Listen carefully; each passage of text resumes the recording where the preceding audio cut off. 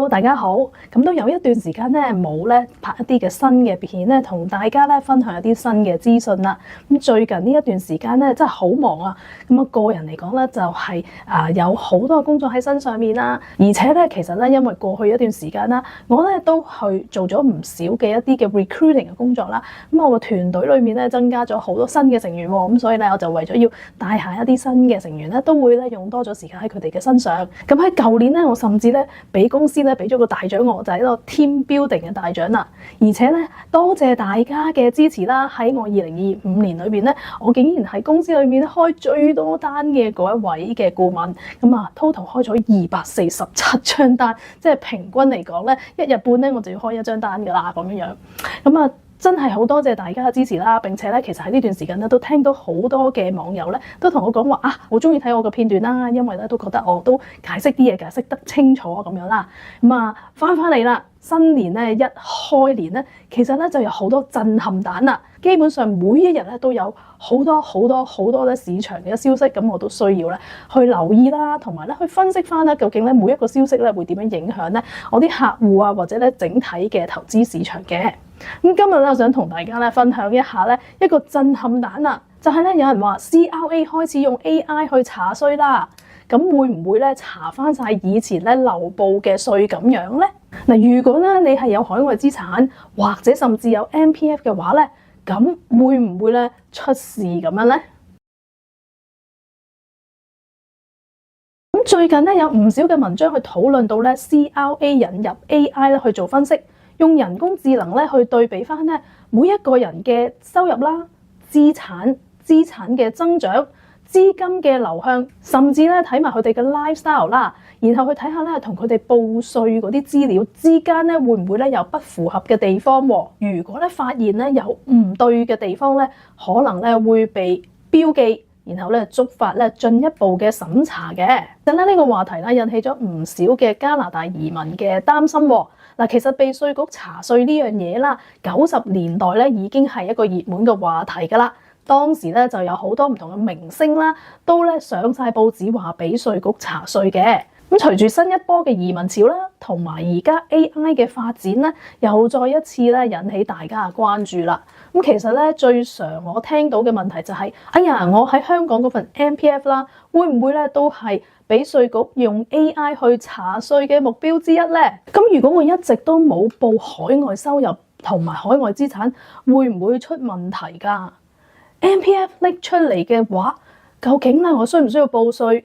又或者咧有冇地方其實可以走盞㗎？所以咧今日咧我就想同大家講下啦。咁你嘅 MPF 應該點樣合法地去處理，先至唔會被 CRA 去追究嘅？同埋咧點樣喺加拿大分配你嘅 MPF， 咁先至可以合法咁減到最多嘅稅咧？嗱，今日嘅影片嘅資訊咧，只係我個人嘅意見嚟嘅啫，咁俾大家參考下同埋交流之用，就唔構成咧任何投資嘅建議嘅。如果你真係需要一個度身訂造嘅退休計劃嘅話啦，咁就要揾翻咧相關嘅專業人士去幫你安排啦。嗱，影片開始之前啦，記得幫我 like 同 subscribe， 同埋咧 share 俾你身邊咧想知道呢啲資訊嘅朋友喎。咁提一提大家啦，如果你覺得呢條片太長嘅話啦，咁其實咧為咗方便大家啦，我喺資訊欄嗰度咧已經加咗咧呢個嘅 chapters 㗎啦，咁大家咧就可以跳到去想睇嘅章節嘅部分啦，嚟到睇翻咧你想睇嘅相關嘅資訊嘅。好多人都問點解咧移民加拿大之後咧就要為到香港嘅 MPF 報稅咁咧？嗱，其實原因好簡單嘅啫，因為啦，當你一落地加拿大，即係你 landed 之後啦，咁就已經成為咗加拿大稅務居民㗎啦。咁稅局咧就唔會理你啲錢咧，其實咧係喺邊個國家裏邊嘅，而佢哋關心嘅咧就係你呢啲資產同埋呢啲嘅收入咧係咪屬於你嘅啫。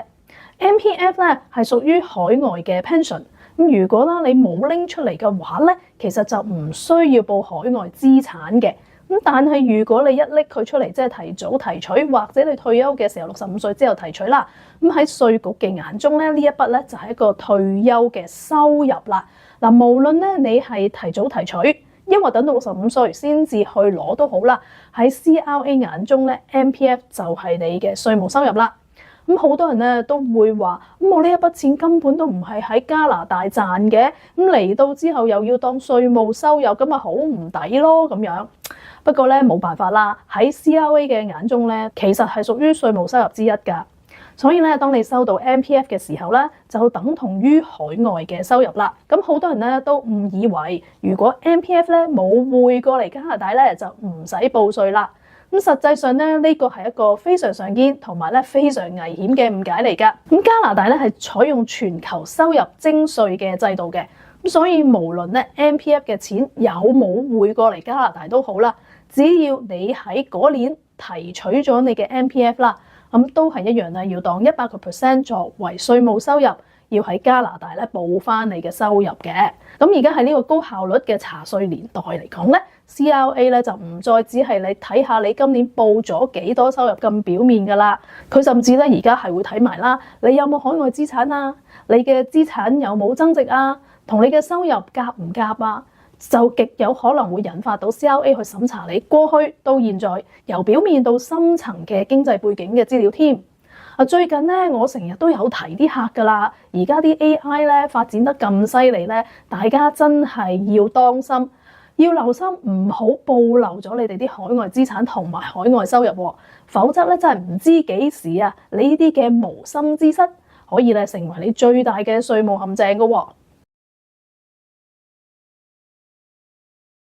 嗱，對於好多喺香港移民嚟加拿大嘅朋友嚟講咧，成日都會問㗎，香港嘅 MPF 喺加拿大係點樣計嘅呢個稅？嗱，喺加拿大嘅稅制之下啦，MPF 咧就會視為海外嘅退休金，即係 foreign pension 啦。咁喺性質上同處理上咧，就同加拿大嘅退休金，例如 RRSP 啊咁樣啦嘅戶口咧係相似嘅。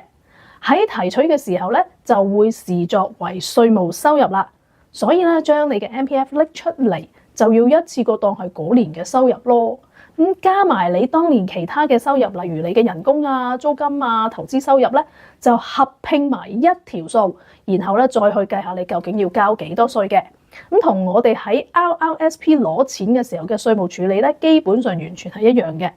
如果啦，假如當年咧你喺 MPF 嗰度啦攞咗一個10萬蚊出嚟，咁咧就會打差唔多2萬蚊稅啦。咁但係如果咧你有其他收入，假如你嗰年咧有一個5萬蚊嘅收入啦，本來呢5萬蚊就大概要打將近6000蚊嘅稅啦。咁但係因為你加咗呢個10萬蚊嘅 MPF 落去你嘅總收入裏邊嘅時候咧，咁導致到咧你差唔多咧成條數咧就要打4萬蚊嘅稅啦。嗱，咁你係咪覺得咧都未攞出嚟咧就唔見咗30%啊？好唔抵咁樣先？咁所以咧就係需要有一啲合法嘅方案咧嚟到好好處理咗咧你啲 MPF 啦。嗱，你有冇諗過啦？拎翻啲 MPF 出嚟，可以係唔需要即刻交稅嘅先。咁我之前咧有唔少嘅影片咧都提到咧點樣去處理你哋嘅 MPF 啦。咁而最簡單直接嘅解決方法咧，就梗係將佢轉入去一個 RRSP 戶口裏邊啦。不過咧，我都聽到好多客人同我講啦，哇！我咧就冇一個 RRSP 嘅投放額嘅喎，咁我要將 MPF 擺落 RRSP，咁會唔會咧會導致到有問題㗎？嗱，其實咧，如果咧你需要擺錢入去 RRSP 嘅話啦，你係需要咧有喺加拿大做過工、收過工資，先至會慢慢儲到咧啲 RRSP 嘅投放額嘅。咁通常咧喺香港移民過嚟嘅朋友啦，佢提取 MPF 嘅時候咧，一般咧你都未必有或者冇咁大嘅 RRSP 投放空間啦。咁如果喺冇 RRSP 投放空間嘅情況之下，咁就將 MPF 啲錢放入去 RRSP 咧，如果做得唔啱嘅咧，係真係會俾 CRA 打稅兼且罰款嘅喎。所以咧，你係需要揾一啲咧識得點樣去幫你計好啦、安排好啦嘅一啲專業人士去幫你計下點樣擺啲錢入去呢個 RRSP。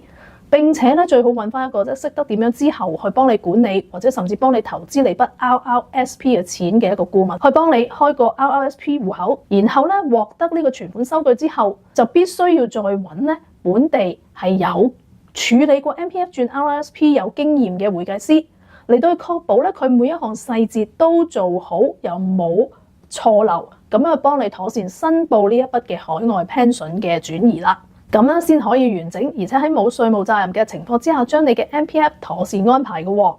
咁所以咧，其實揾專業人士去幫你處理咧，真係一個非常重要嘅一環嘅，免得你嘅 MPF 啦，將來咧先至去俾 CRA 抽翻佢出嚟去問你，然後發現原來唔啱，跟住就又要打翻稅，又要罰款咁啦。嗱，再提提你啦，如果你喺2025年度曾經提取過 MPF 嘅咧，咁你就必須要喺2026年嘅3月2號之前完成將你一筆錢咧放入去 RRSP 嘅安排啦。嗱，一旦錯過咗呢個限期啦，呢一筆 MPF 咧就必須要當為2025年嘅收入，永遠都失去轉入去 RRSP 嘅資格噶啦。所以你記得把握時間啦，你都可以揾我咧幫你咧做呢個 MPF 轉落去 RRSP 呢啲嘅安排嘅。咁我相信咧，你睇到呢一度啦，應該咧對香港嘅 MPF 喺加拿大稅務嘅定位啦，已經咧有一個比較清楚嘅理解啦。提取 MPF 想避免跌入稅務陷阱嘅話咧，就必須要用正確啦、合規格、合法嘅方式去處理嘅。最好嘅方法咧，一定就唔係等到 CRA 去查你數先至去補救啦。提早揾翻個本地有經驗嘅會計師啦，同埋熟悉 MPF 轉入 RRSP 嘅顧問啦，幫你咧成為 CRA 審查目標之前，做好晒申報同埋咧合法嘅轉移嘅安排，就唔好等到咧 CRA 用 AI 有一日查到你數嘅時候，先再去問你，因為到時你連選擇權都冇噶啦，到時仲要咧去補翻稅啦、交利息啦，甚至要交罰款啦咁樣。咁如果你唔肯定自己嘅情況屬於邊一類型嘅話啦，又或者咧唔知自己嘅 MPF 咧係咪要全數轉入去 RRSP， 或者可唔可以部分轉入 RRSP 等等呢啲點樣去配合嘅話啦，其實咧你可以揾翻我啦，我可以幫你咧一齊睇下你嘅情況咧，然之後咧俾翻個方案你嘅，幫你策劃並且咧去處理翻好佢嘅。大家咧要記得啦，嚟到加拿大咧好多嘢咧都唔可以話心急嘅，尤其是咧做稅務規劃咧，從來咧都唔可以急。同埋都唔可以碰運氣，我試下唔報啦咁樣嘅。其實就真係要靠你一早了解多啲啦，做好策劃啦，並且安排好，咁咧你先可以安心嘅。咁如果咧你需要幫手，甚至咧考慮緊做一啲退休策劃嘅話啦，我歡迎你啦。你可以用影片資訊欄嘅連結啦，或者咧屏幕上面嘅 QR code 啦，咁我可以提供一個一次性嘅免費嘅諮詢嘅，咁讓我咧了解下你個人嘅情況同埋咧你實質嘅需要啦。咁嚟到咧睇下點樣幫你擬定一個計劃嘅。咁今日影片就嚟到呢一度啦。如果你喺當中咧攞到啲 idea 嘅話啦，記得幫我 like、subscribe 我 channel， 同埋咧 share 呢啲影片俾你身邊有需要嘅朋友啦。咁啊，下一次咧再同大家咧分享其他嘅信息啦。下次見，拜拜。